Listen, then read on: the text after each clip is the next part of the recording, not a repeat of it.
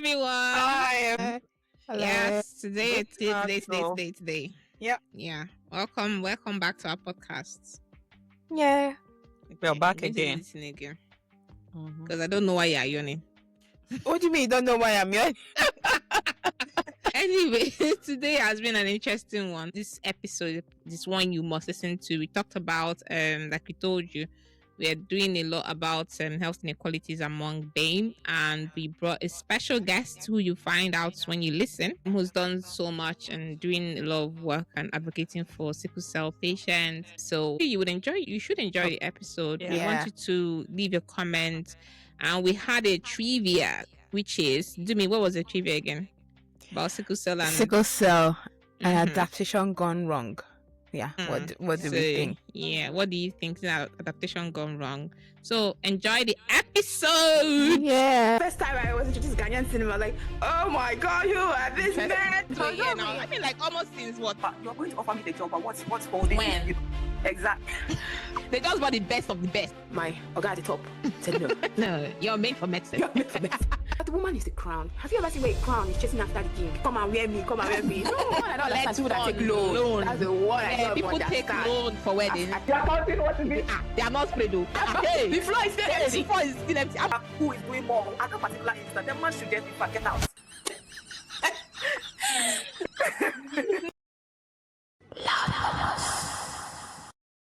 Hello, everybody. Hi. Hi. Hi. Hope you're having Hi. a nice week and week. Thank Yeah. you. Welcome back again. Well, we have. Yes. Yeah. Welcome back to the mummer once again. We are kicking off from where we left off the last time. Yeah. Yeah. Yes. So the last time we were talking about, advocating for yourself as a BAME, Black African minority. I was holding my breath. If you watch the last episode, you understand what that meant. You understand the laughter. Yeah. Anyway, so advocating for yourself. Yeah. And with us today, we have a very special friend. Yeah, who's here to talk to us about. We talked about it in the last episode about sickle cell anemia. Yeah. We know it's BAME thing. Yeah. And like we said before, it would be nice if it's more spoken of in UK and they take it seriously. They don't think when you come in you're malingering or you're seeking for drugs. So we have someone here who's entrenched in the culture, who's here to, give us a little or teach us more about it and how we can advocate for it as doctors and as So you mere introduce mortals. yourself and let us know All you. Mrs. O. Okay, good evening, everybody. Thank you so much for having me. My name is Oyesola Oni. So some people call me Mrs. O. I am 43 years old. I was diagnosed with sickle cell HBSS 2. So I've lived with it all my life. In 2019, I moved to the UK and I then started the automated red cell exchange in 2019. Now I'm on it every 4 weeks. Basically what I do is that the owner of the platform Sickle Cell Convos, we're on Instagram, Facebook, Twitter, TikTok, and YouTube. But basically it's we just speak about having sickle cell, and just showing the good, the bad, and sometimes the ugly, but just to educate people that sickle cell is no longer a death sentence and you can still make very good decisions. You can still do something very good with yourself despite having sickle cell. Basically just educating and discussing it really. So that's what we do at Sickle Cell Convos. But yeah. Thank you. You did mention something about red cell automated exchange. Can you just throw more light on that? Yeah. Yes. Here in the UK, that is one of the core treatment. It should be the core treatment for sickle cell wherever you go to. But in places like Nigeria, it's not readily available. But what the automated red cell exchange is, basically, you're hooked to a machine, an apheresis machine, very similar to a dialysis machine. So you're hooked to the machine, and then your blood goes out, it spins it, and it extracts the red blood cells. Remember that with sickle cell, the issue is with the red blood cells. So it takes out the red blood cells because, they are sickled and not normal. And then you get donated. At the same time, you're getting donated red cells put in at the same time. So some could have 8 bags of red cells. I started with 8, and now I'm on 10 every 4 weeks. So at the same time, you're having the donor red cells in. So that should hopefully keep you out of the hospital The till the next time exchange. you have your treatment. Okay. Again, it doesn't mean that you won't have crisis. You will still have crisis, but usually they hope that the frequency of the crisis would reduce and the severity of the crisis would reduce. Okay. I'm just wondering if it's not too, personal, or if it's not too traumatizing, would you be able to share your experience with having sickle cell from the age of 2 to now? And the second question was, but with new technology, advances in science and things like that, we've been told that I actually know someone who got cured of sickle cell by bone marrow transplant. Yeah. So if it's something that you're aware of and something that you want to speak about, that would be great. Okay, so I would start with the second question, which is the bone marrow transplant. So usually we only have 2 known cures for sickle cell as it is today, which would be the bone marrow transplant or stem cell transplant. It's the same, basically the same thing. Or you have the gene therapy, which was just discovered Recently. last year or 2 years ago, and it's gradually, people are gradually doing it more often. Oh, I So, didn't know for sickle. of course, the bone marrow transplant or the stem cell, they take out your bone marrow, they give you a donor stem cell or a donor bone marrow, and your blood begins to produce a blood that is not affected with sickle cell. Now, the downside is that your sickle cell, you're cured.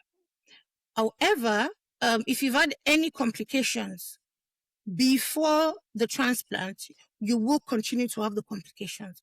So, for instance, I have arthritis. If I have a stem cell today, I would not feel the sickle cell pain anymore, but I would still have to, go to the hospital to manage the arthritis and every other complication I've had before. All right. So that's one. Again, it's very, very expensive. So, very few people can afford it. Some, get it through the medical Clinical trials and all of clinical that. trials, yes. Yeah, so that's it about the bone marrow. Again, they look at so many things. Do you have a donor? Is it 50%? Is it 100% donor? And all of that. That's looked at. Now, the gene therapy is the latest treatment, and that is for the people that do not have a donor match. So, for instance, if I didn't have a match, then they would suggest that I have the gene therapy. Basically, what they're doing is they are going to take some gene, I don't know what it is, but part of your DNA, take it to the lab, and the one that is abnormal, giving you the sickle cell, it will be edited. They will edit it in the lab and then put it back into your body, and hopefully you then begin to produce blood that doesn't have sickle cell. But it is very, very, very expensive. Yeah. I think as at last year or 2 years ago when they announced it in the UK, they were only going to give maybe 50 people, Okay. over close to, I don't know, I'm not sure, but it was a lot of money, a lot of money. So, again, they're going to look at all those things. Do you match? Do you have complications? I, for one, it's not something I'm thinking of. Number one, I believe that I'm grown already and I've managed sickle cell up to this stage. Yes, there are so many complications and struggles, but if I've tried till this stage, I may as well just keep on trying, because again, those processes include chemotherapy and all of that, because they have to kill all the cells in your body. So I don't think I want to expose myself to that. That would be number one. And number two, my doctor has said I might not be eligible, just because I've had a stroke. I had a stroke in 2023, and I have so many complications. And at the end of the day, most of what I struggle with now is the complications and the chronic pain. So really, it would do very little for me. I'll still struggle anyway. So yeah, I'll probably just opt out. And I don't think my age would even fly, So yeah, personally, I'm not thinking about it. Now, what is it like living with sickle cell all these years? It's very tough. When they found out that I had sickle cell, I just grew up knowing that there was something different. My mom would say, "Oh, don't play like your brother, don't expose yourself and everything," But I then knew later on that it was because of my health. I found that really fun, because when she said, "Don't do this," and I'll do that, Yeah. it went up in a crisis, Exactly. Okay. So I didn't find out, okay, that's it. But one thing that she did well was that she didn't bring me up too differently, aside from the not doing too much of the house chores or everything. I was just a normal child because she said that one day I would not be here and you have to live your life. I want you to be able to stay on your own. And, she did leave early. I was 25 or 26 when she left. So at the end of the day, really and truly, I'm on my own. So I wasn't different in that aspect, but it was very hard. Remember that Nigerians are very, I won't say the word, I won't say, when someone is vulnerable, people pray on it. Yeah. Oh, there were lots of, go to this mountain to pray. This Baba sells some herbal remedy, go and buy. There was so many of that growing up. Of course, the time didn't change and the prices didn't stop, It didn't stop. So eventually, I just found out that I just lived my life normally, I didn't let the condition deter me. If I needed to say I have sickle cell, I can't do this, I would say that. But if I needed to do any other thing that everybody's doing, I would do that. And gradually, secondary school went through that, uni went through it, and we thank God that we're here. Of course, there have been so many complications.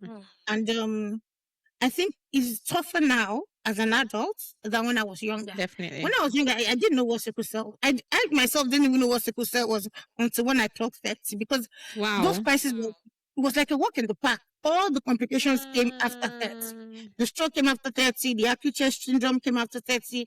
The arthritis came. So there are so many complications now that I didn't have then, So it was a good thing I lived my life and, absolutely. I tried to enjoy it as much as I could then, because I would have been miserable now. So still holding on, still doing what I can do, using my medications, going to my doctor. The other day I was telling someone that, do we really come back to this world? If we did, I'd like to come back as AA and know what it's like not to use medication. Right. I've never I don't know what it's like to not take medication for 1 week. Every day I'm taking morning, I'm taking night, I'm taking, and I've never known a life without that struggle. But what can we do? Just keep pushing on. Exactly. Okay. Love a positive outlook. Yeah, that's lovely. And just again, I think I'm monopolizing all the questions here. Go for it. I was wondering if you could tell us a bit more about the differences in terms of your management when you came. You said 2019. Yeah.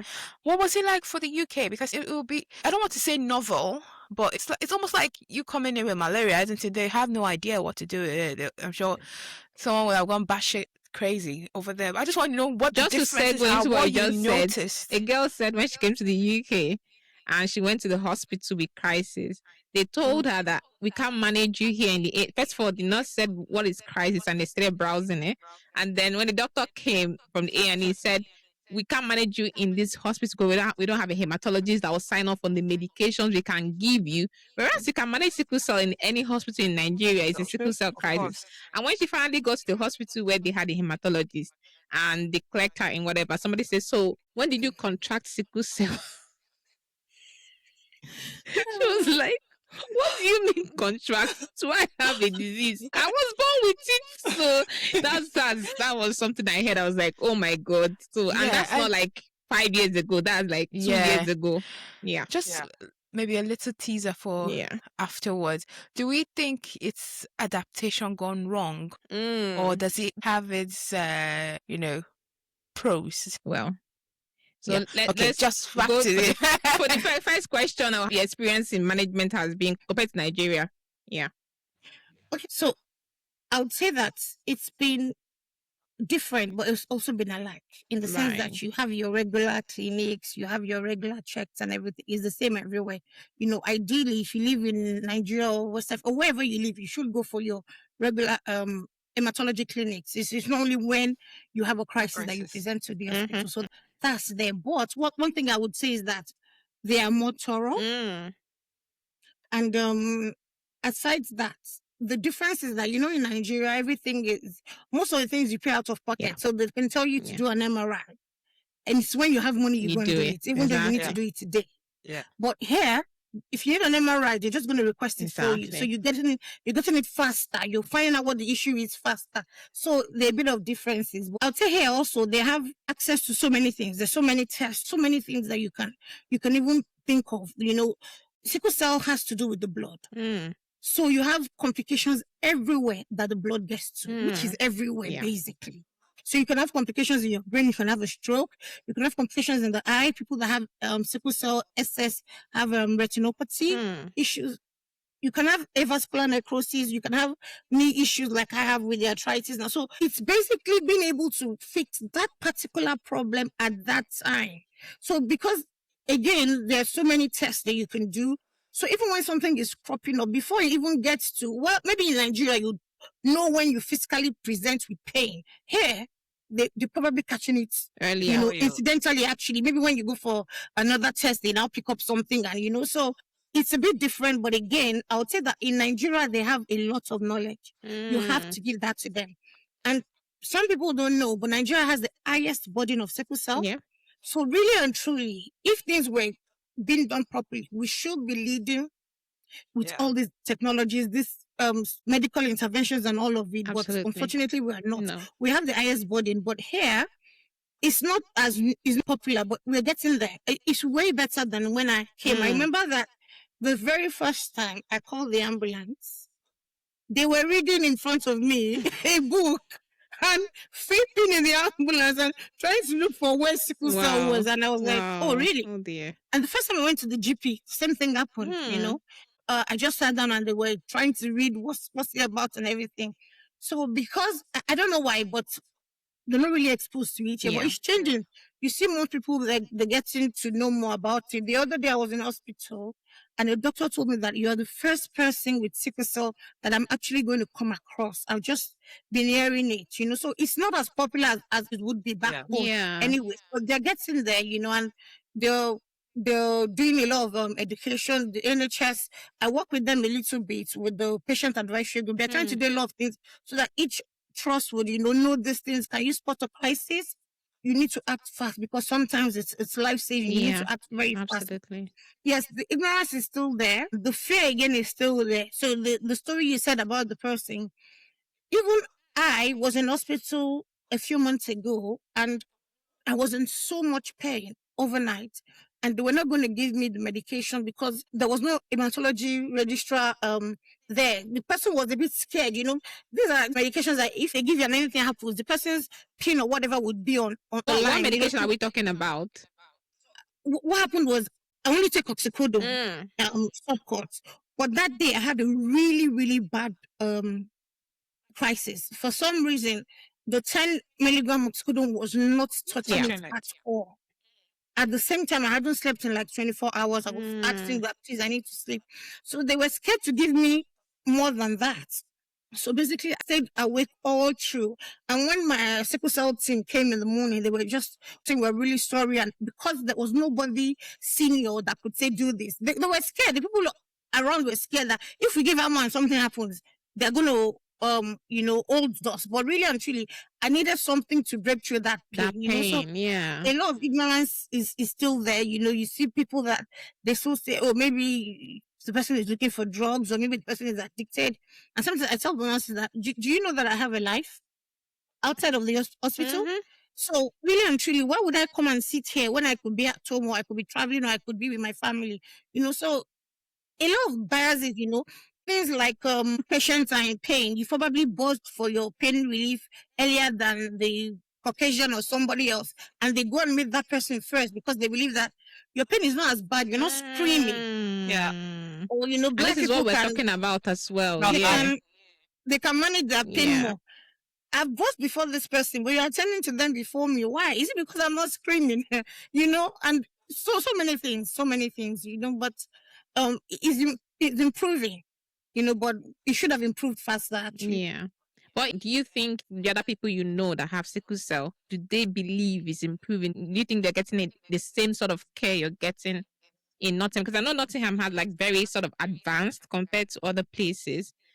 So yes. So generally, people know that it is improving, but it's not as fast. Yeah.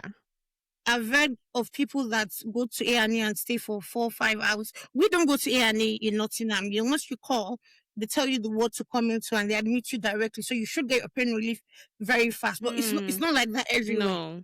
No. They're trying to do all those units now because I don't know if you're aware, but Some years ago, they had about 2 or 3 cases in the news. Someone died, a sickle cell warrior died in hospital. He had gotten to hospital and he called the ambulance from his hospital bed because they were not attending to him. I remember that, yeah.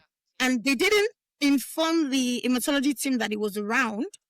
So before the hematology team knew and could say, go for a red cell exchange, it was too late. Even though they still did their best, the guy unfortunately died. So they had a few cases like that, then they did call for a review. As a result, there was a report that came out. It's called No One's Listening. So there were so many bullet points, things to do. So part of it is getting a hyperacute unit in each area. So once you have sickle cell, you shouldn't even go to A&E. You should just call them straight and they can attend to you there. So it gradually is coming up, but it's maybe slow taking for some some time. Yeah, it's taking some time. So yeah, a lot of people know that things are improving, but for most, it's not improving fast enough. Right now they say we have about 17,000 sickle cell warriors in the UK. Wow, that's a good number, isn't it? That would only increase, really. Yeah. So it needs to be faster. So But yeah, some places there's sickle cell care is terrible. Abysmal, yeah. In some hospitals they don't even have a hematology team. They need to go to another trust and all of that. So yeah, I'm just lucky that where I live, the sickle cell management is very, very good. So Mrs. O, you mentioned something about when you were in hospital and you were asking for pain relief and the nurses were sort of scared of issuing pain relief for you. Was there at any point where they decided to ask maybe an on-call, any doctor on the ward or something in terms of coming to see you to see if you would actually need this medication or not? Because I think if they are worried, they have to speak to someone. Exactly. Yeah. So why would you be in pain the whole evening and night till your team comes in the morning to get some pain relief because they are worried that if they give you this pain relief, it will be more than you've been prescribed? Okay, so it was just an unfortunate. It was just a situation that shouldn't have happened because I was put on every 2 hours, and to be honest, it was not even touching it. So if they give me my pain relief now, for the next 2 hours, I will be in pain until they give me another one. And I kept telling the nurses, and they kept saying, "Oh, we'll give you another one in 2 hours. We'll give you another one in 2 hours." So they left me in pain for so long. And obviously, not when you buzz in 2 hours, they give you the response. It might come. No, I was proper. It wasn't even buzzing. I was proper screaming that night because it was really, really bad. And they said, "We'll just manage the 2 hours." They would come and use my balm, and they were trying other things. And they kept waiting for the 2 hour. But there's something that most of the consultants or the reg can do. They can give you a start dose for your breakthrough pain before they go back to 2 hours. But there was nothing like before they even told anybody that, oh, we have a patient that has been, they were still trying to keep to the 2 hourly, all of that. So by the time they then told whoever was on call, the person was not too sure that they wanted to. They were saying like stick to the 2 hours, and I was almost dying. Eventually, I don't know who they spoke to. I think they then called the anesthetic team to come and set a line if I could get a PCA. It was when they couldn't set a line that someone then said, give her another start dose for breakthrough pain. And that was when I was finally able to calm down. This was around 5 a.m. So it was just, they're not calling for help when they should have. And when they finally did, the person on call was not too sure of what to do, So, yeah, it was just a very bad situation. Everything just came together and, the bad situation. Yeah. But was it the hematology ward that you were on? If it is, then that they should have been seeing cases like your case. So don't they have any protocol for managing? I was on the hematology. I'm sorry, I was on the hematology ward, which mostly takes sickle cell patients. I was actually on the hematology ward. Your care will always depend on who is on call, isn't it? So at the end of the day, if you have a good team, you get a good care. That's just what it is. It's terrible. Sorry, I had to go through that because she was on the hematology ward. That should be there. There should be a protocol in managing sickle cell in terms of pain relief, for example. Was there no consultant hematologist on call that they could have even reached? That's escalate. Yeah. Most people feel they don't. Because if the doctor they called is not sure, what then do they do? Is to call the registrar, even if it's from home or whoever, to say this is the situation. Yeah. Because it was, I don't know, but I just know the next day my sickle cell team was apologizing that they read everything that happened. They're so sorry, and and when they were going to leave that day, I said, please, you need to put. Yeah, there should be a care plan. This thing happens again at night. There should be a protocol. I just suffered needlessly that day, So it was not necessary. It was just unfortunate. Yeah. Yeah. Sorry you have to Yeah. go through Can all be this. annoying. Yeah. Definitely. Yeah. So I think the So- other question we had was, How to advocate. yeah, how people with sickle cell should advocate for themselves, starting from when they come into the UK. What sort of help should they be looking at, and what should they know? Yeah. Yeah. Okay. So the first thing I would say is that to advocate for yourself, you need to know what they are supposed to. You need to know what is right, because if then they give you what is wrong, you can then say, this is wrong, or So I would say the first thing anybody with sickle cell should do is learn as much about the condition as they can. Absolutely. They would only be helping themselves anyways. Just learn. You can't be ignorant at this day and age. Learn as much as you can. Of course, we're not saying that go against your doctor's orders, but if you know, you can suggest.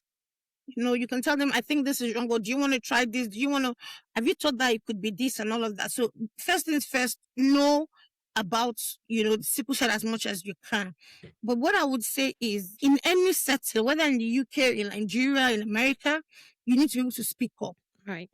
I think there's a culture of some people not being confident enough to ask questions. Tell me what's your flavor. Hey. This is Loud Mamas, where the group chat comes alive. We are 3 doctors with loud opinions, soft hearts, and way too many stories to share. From friendships, life lessons to hot takes and a little chaos, nothing is off limits. So grab your tea, get comfy, and let's murmur loudly. I don't know why, if I'm going to see the doctor, most of the time I have my questions written down because I don't want to forget anyone. So, ask questions. They're only there to help you anyways, so ask questions. When you come newly into the UK, first things first, you have to register with a GP. Most people don't know when they're new, they think that the GP is where you go to for sickle cell, but it's not. That is just your primary care. Healthcare doctor. You still need to go to the hospital, to the hematology unit and all of that. So first things first, register with the GP as soon as you can. The GP ideally should then say, oh, you have sickle cell. Okay, I'll refer you to the hematology departments of the NHS trust in your area. However, when I came in, I had a crisis immediately. So even before I had time to register with the GP, You've already the ended up hematology in department hospital. already knew me and picked it up, But ideally, it shouldn't be like that. If you can't register with the GP and let the GP refer you, if unfortunately you have to go to A&E like I did, then you can take it from there. But basically, I'll say just ask questions and ask the doctors to just your thinking is this. Have you thought of this? Do you want me to do a test? Just to be sure. And I think that again, be open to doing all these investigations because I want them to find out what the issue is. The other day, my doctor was saying that, oh, my iron was low, which happens in sickle cell, but mine was even lower than usual. And it was like, he doesn't know if to send me for. I said, send me for the test. I will do it. It's not a problem. I will do the test. I did the first one, and it was. I said, I'll do another one. I will do it. The other day. And the one said, oh, when next you come in, we'll do an MRI. I said, no, actually, do the MRI now, I had to stay in the hospital 2 more days, but I did it. So, again, you have to do all your checks, all your investigations, but you have to speak up for yourself, ask all the questions. And there are cases where you cannot speak up, unfortunately. Maybe you're too ill or, that's where having friends and family that would advocate for you comes, I remember when I had the stroke, I really couldn't talk, but I had my family coming and asking questions and all of that. So hopefully you should have, close friends around that at least can speak up, even if it's one person that can speak up for you and ask the doctor questions. And finally, I wish some people ask for a second opinion. I remember when my knee issue started and I wasn't so happy with what the orthopedic surgeon was telling me. I asked for a second opinion and my doctor said, okay, go to Leicester and see them. And I went to Leicester and unfortunately it was the same thing. The Dr. Leicester said, and then I did not understood that, okay, maybe the doctors are right, but to cover your own back, ask for a second opinion. If possible, a third one. I really like the like you saying that people should know about their condition as well. Before you advocate for yourself, you have to know what is right. Then you will be able to know what is wrong. So if you don't really have any idea, then it's like the other person, like with sickle cell, a lot of people, even a lot of doctors are not so confident in managing it here because it's not something that they usually see. So they would be a bit hesitant or in terms of even investigations and things like that. But if you have an idea, you can also be able to advocate for yourself and say, oh, maybe you can even give them maybe what has happened in the past to you and this is how it was managed. So how about this? Even if this is not how it's managed here, there'll be maybe another way that is managed here that they would be. But if you have no idea and you go clueless at all, then it will be difficult for you to even advocate for yourself. Absolutely. And that means that even if you have friends or family, in the times when you cannot advocate for yourself, as clueless as you are, they also are. So they will still not be able to advocate for you as well. So I think that it is good. It's a good practice for you to know exactly about the condition that you have, especially chronic conditions that you have. You should have an idea about what it is, how it's managed, generally the complications, so that sometimes you would even notice some of the complications coming before you would even go and see the doctor. So you already have an idea about what is happening. And because they are not too confident, I would say they are not confident in managing it, because it's not like the SLEs and things that they see commonly. They manage all these things very easily. But when it comes to sickle cell, they're just, if you look at the UK population, you are saying at the moment they have about 17,000 people in the UK with sickle cell. Look at the whole UK population. That's a very small number if you are looking at it. And it would also be in certain populations or certain areas of the UK would have, because of course, when BAMEs come to the UK, most of them would not live in certain areas. They all sort of go somewhere else. Somewhere else. So maybe a particular area, like in your area, Nottingham, would have a lot of BAMEs in that area. So a lot of the hematologists they'll be seeing these cases, so they'll also sort of improve in how they manage these things, compared to if you find yourself somewhere living in Edinburgh or in Gloucester, somewhere where they don't have that exposure to patients like that. Then you find out that the sort of care will be unequal compared to someone else in another part of the UK as well. So when you know about the condition that you have, it's also going to help in the kind of help that you are also going to get from the medical team as well. But in saying that, there's no excuse why we all as clinicians should not know about what sickle cell is, especially if you are in primary care. It's just like someone comes to the UK, they are from Africa or somewhere, they come with malaria. It's as if the person has a communicable disease that they are going to spread it to someone else, and they want to put you in isolation. I'm like, you didn't come with the mosquito. The mosquito is stuck. It's back home. The mosquito we have here does not it would, even if it bites me, it's not going to give you malaria. But that's the kind of picture that they have in managing certain conditions. And when that happens, like you find it, like I have found people like working in out of hours. You get someone who has traveled from maybe Ghana or from Nigeria and has come, maybe student, for example, has come to the UK, maybe 2-3 weeks, they come in and they are unwell, they are shivering and they are odd, and then they'll say, oh, it's viral. I'm saying it is not viral. This is not viral. The person is shivering. You can see this person, they tell you where they're coming from and all that. That should sort of ring a bell to tell you that this is something that they would need to be seen in hospital. This is not viral. They've said, one time I heard someone say they have what? Head cold. So, head cold. This is not head cold. The person is and because for us, we are lucky enough to have practiced a bit there. So we have seen what malaria, we have suffered malaria ourselves. So when you see someone with malaria, nobody, like you don't need to be told with the symptoms that they tell. Even when they come in and they are telling their history, and of course, sometimes our history, when we are giving history as well, as BAMEs as well, I found it difficult that we are not able to express and give the proper history. So it's difficult to get to the point. So if they come and they're telling you, my body is doing me somehow, and I'm feeling like, the things that they'll tell you, because you come from there, you are able to decipher what they're trying to say, to sort of direct them. But unfortunately, how many BAMEs are working in the UK? If you look at the population, even now it's better. In the past, there are just a few BAMEs in the NHS. So if they come in and it's a Caucasian that they are seeing, they've not experienced malaria before, this is not something common that they see. So they might be thinking of all these other things that is not really what's wrong with the patient. So they might even send the patient home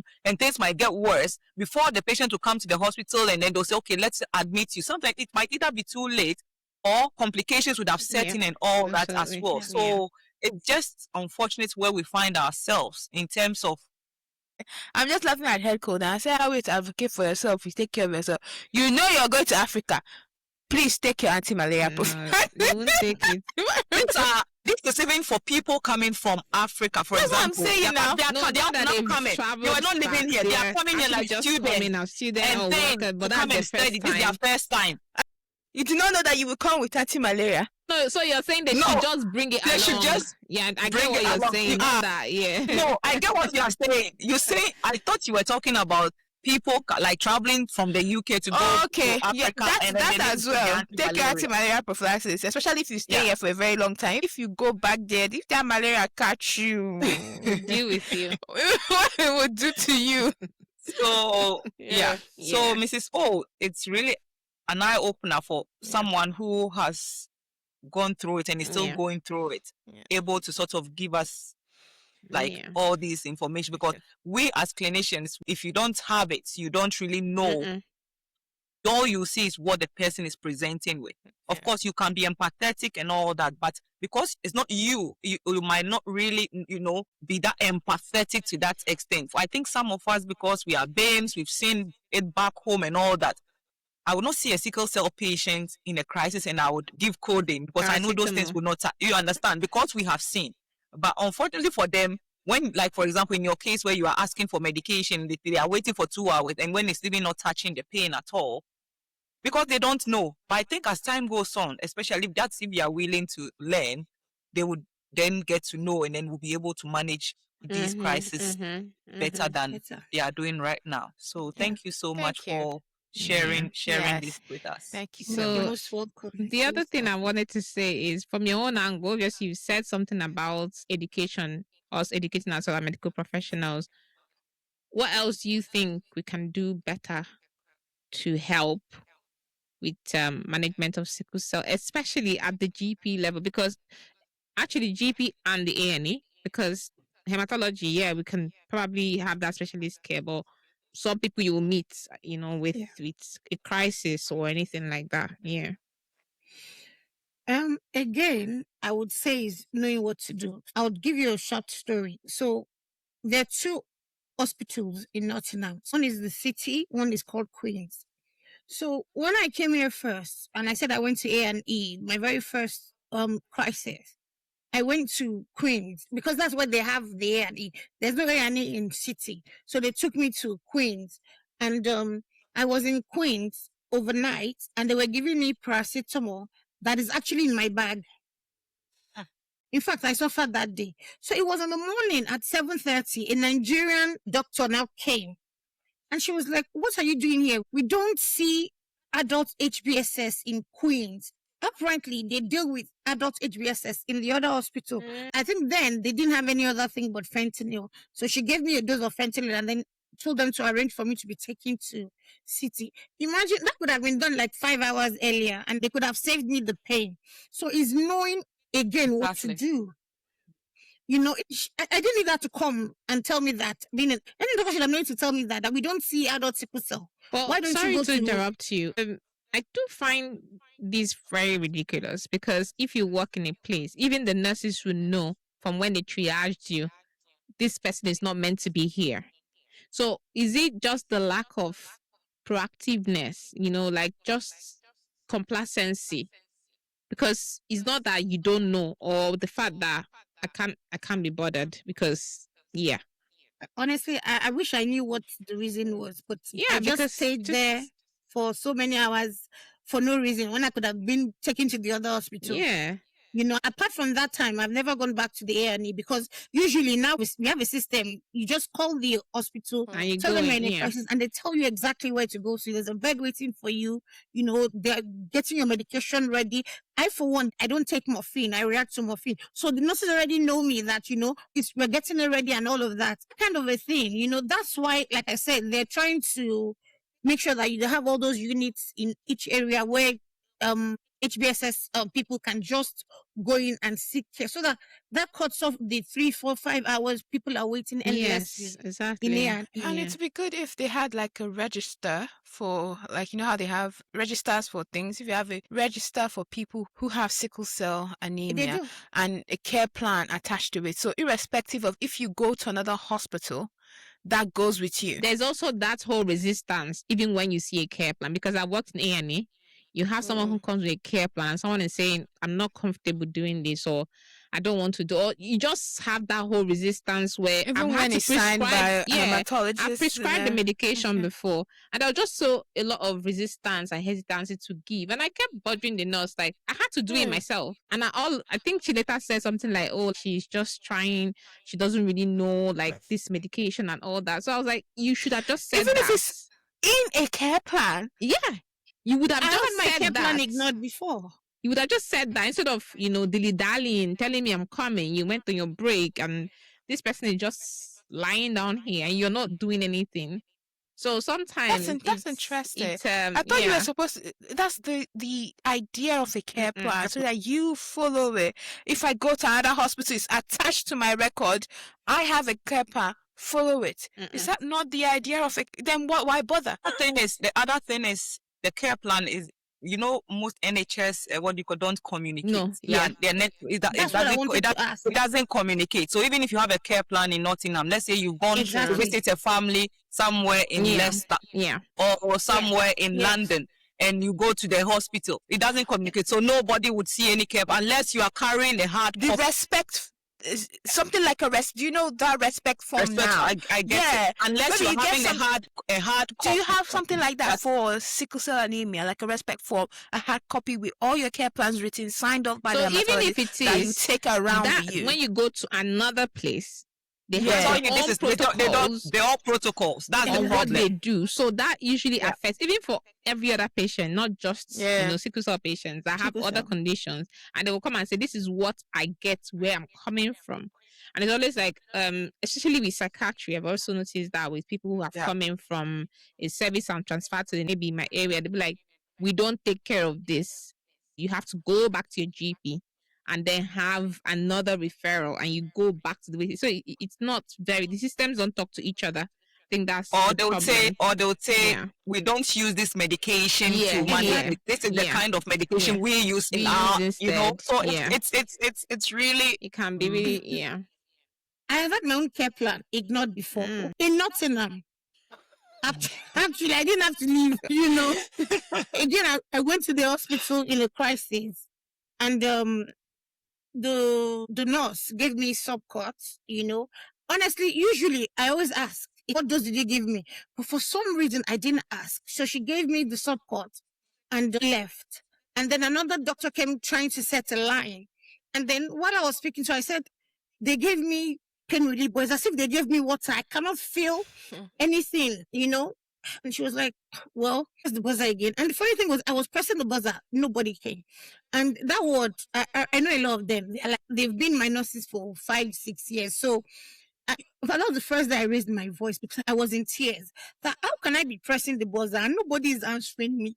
So the nurse that was there came and said, she's sorry, she gave me some medication. I said, yes, but it feels like water. What did you give me? And, I need something. She said, oh, she gave me what the doctor wrote. He wrote 5 milligram oxycodone every 4 hours. I said, can I see this doctor? I was livid. And I think I actually reported to PAL and they, so even though you've seen my care plan for one reason or the other best known to you, you decided to ignore it. You now gave me 5 milligram, which is nothing. Every 4 hours. Do you want me to die? It took me raising and screaming before they started running around, and they kept saying, oh, the doctor is coming till I slept off. And till today, I have not seen that doctor. That's number one. Number two, like you say, if I go to Manchester and I fall ill, they don't have access to my care plan.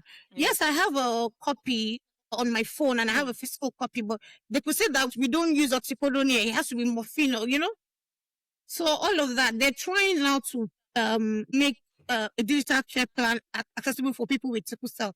I know they're doing that with sickle cell UK and all of that, but hopefully those are the things that we want, so anywhere you go, but you've had doctors ignore it. You can go to one area and they can even ignore it and say, well, I don't want to give you that. I think that's going to be too much or So something. much, So yeah. we But just someone pray who's that supposed to the know their person you disease meet at the back that of day. their hand is. And again, about this medication, is it prescription exemption or medical exemption certificate? Oh yeah. How does it like apply to you with sickle cell? Do you have to pay for your medications? So with sickle cell, is unfortunately it's not on the prescription exemption list. Right. It should be. I still don't know why it's not, because you have so many other Conditions that are not conditions on even the life. list.